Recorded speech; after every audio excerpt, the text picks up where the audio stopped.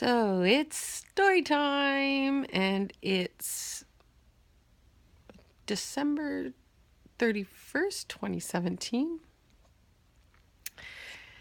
And I thought I would share a story on different experiences. So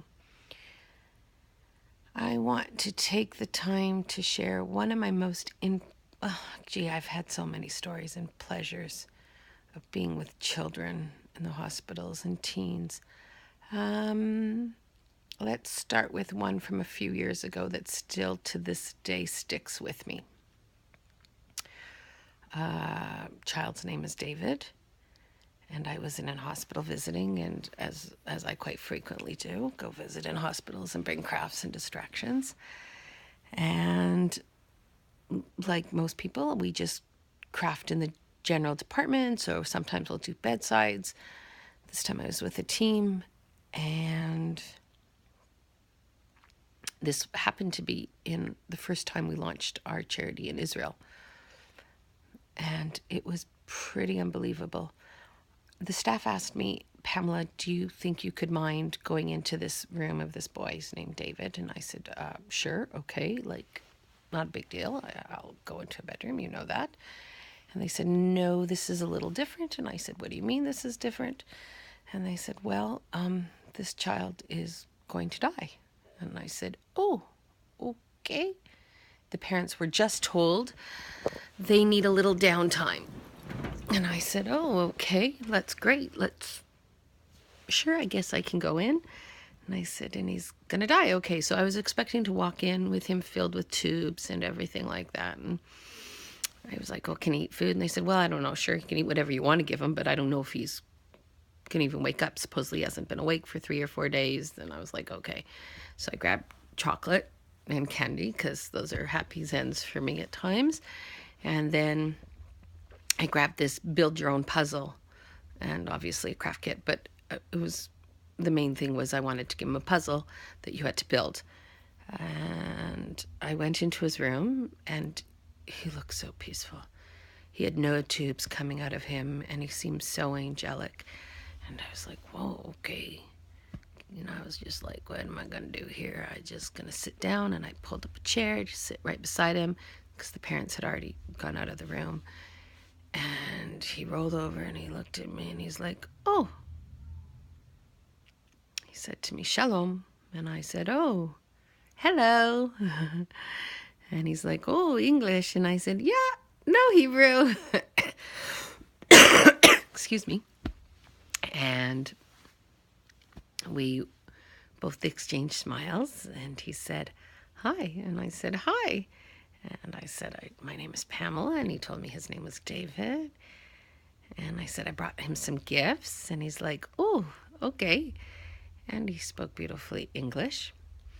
And we were chatting and just talking about things, and I handed him some chocolate and candy, and he was very excited. And he said, can I have some? I said, I was told you could. And he says, I love chocolate. Next thing I know, he's eating, and we're giggling, and we're just chatting about nothing from nothing. I think we were discussing our favorite music. And he was probably naming people like, at the time, he's like, have you heard of this person or this person? And I'm like, yeah, no. And then I'd say, Lady Gaga, Madonna, Michael Jackson, and he'd laugh. He says, you're older. He said, Lady Gaga's young, so that's okay. But Michael Jackson, Madonna, I was giving names, and he's like, Prince. He's like, you're old. And I said, oh, thank you. I'm old. That's a good one. He says, Lady Gaga's okay. And I said, great, thank you. Got one younger, and the rest were all old. And he says, and when you have that feeling when someone's behind you? Well, I had that feeling that somebody was behind me. And I felt his parents, they were obviously watching, and we turned around and his parents were crying. And I couldn't understand why they're crying. They were crying because he was smiling and laughing. And he said to me, I think they're crying because, I've got bigger plans for me, and they're trying to understand these bigger plans for me. He says, I'm going to go be with God soon. And I'm okay with it, but they're not. And they have to be. And it also helps that I'm awake.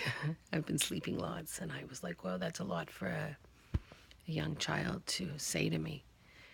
And I was like, yeah. I said, I want to give you a gift. Didn't know how to respond much. And he's like, okay, what are you giving me? I said, I want to give you a puzzle. And he's like, oh, I love puzzles. And it was a dinosaur you had to build. And he was like, this is awesome. And he was just happy. His parents were like, wow. He thanked me. He says, I'm going to build this puzzle. I said, you don't have to if you're tired. He goes, no, I'm going to build this puzzle because you came in and you talked to me like I'm just a person, not a patient, and not somebody who's going to die. You just talk to me. And I said, well, that's what I do, is I just talk. Sometimes too much, but I talk. And we took some photos. And I said goodbye. And a few days later, I got an email from the hospital saying, that beautiful boy that you touched completed the puzzle. And that night, after he finished the puzzle, he went to sleep and didn't wake up. But it was as if he needed to finish that puzzle that I gave him, because the message was thank you. Thank you. That's just one story from Storytime. And to this day, that boy David, he sticks with me.